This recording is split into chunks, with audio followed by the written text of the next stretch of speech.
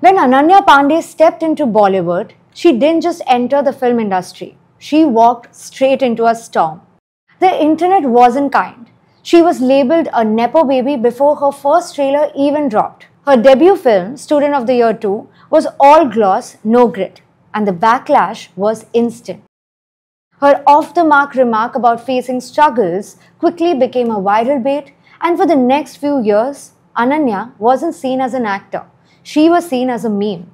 But here's the twist. She didn't clap back. She didn't launch a PR war. She didn't desperately try to prove anything. She just kept showing up. And more importantly, she stopped trying to be someone else. Over time, Ananya began doing something Bollywood rarely allows its young stars to do. She started laughing at herself. She became more relaxed, more unfiltered, and in a world where everything feels hyper-curated, her slight awkwardness, her openness about anxiety, and her refusal to pretend she had it all figured out actually clicked. She leaned into her Gen Z identity, not with buzzwords, but by being human. Whether it was her offbeat humor on social media, or her candid interviews where she spoke about self-doubt, therapy, or heartbreak, Ananya felt real. And that, ironically, became her superpower. Because right now, real is what sells. And that authenticity finally met the right script with Kho Gaye Hum Kahan. Her performance was unexpectedly grounded, not dramatic, not desperate for applause, just emotionally honest. And it made people sit up and say, wait, she can act. Then she followed it up with riskier choices.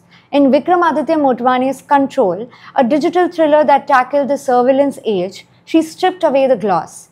Then came Kesari Chapter 2, where she played a young Punjabi lawyer, a character far removed from her public image. The film got mixed reviews, but her portrayal was nuanced, researched, and quietly impressive.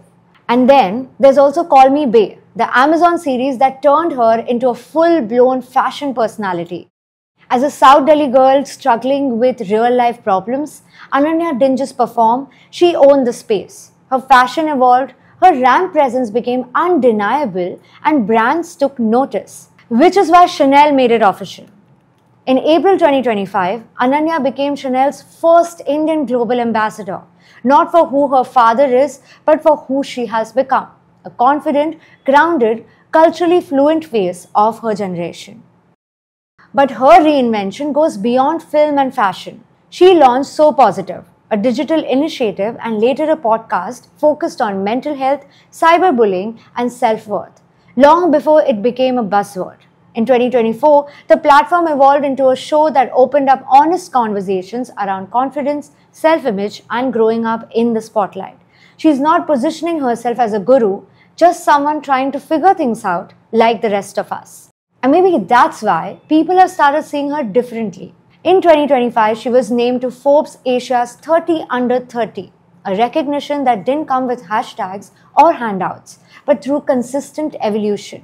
From where she began to where she's reached, in just a few years, the growth is undeniable. Not just in roles or red carpets, but in how she carries herself, in how she chooses honesty over polish, risk over repetition. She didn't change the narrative, she earned a new one. And in a world that's constantly demanding reinvention, maybe the most powerful thing Ananya Pandey did was simply let herself evolve. What do you think about Ananya Pandey's journey? Is she your favorite now? Do let us know in the comments section. This is Leena signing off. Keep watching Famous TV for more such content.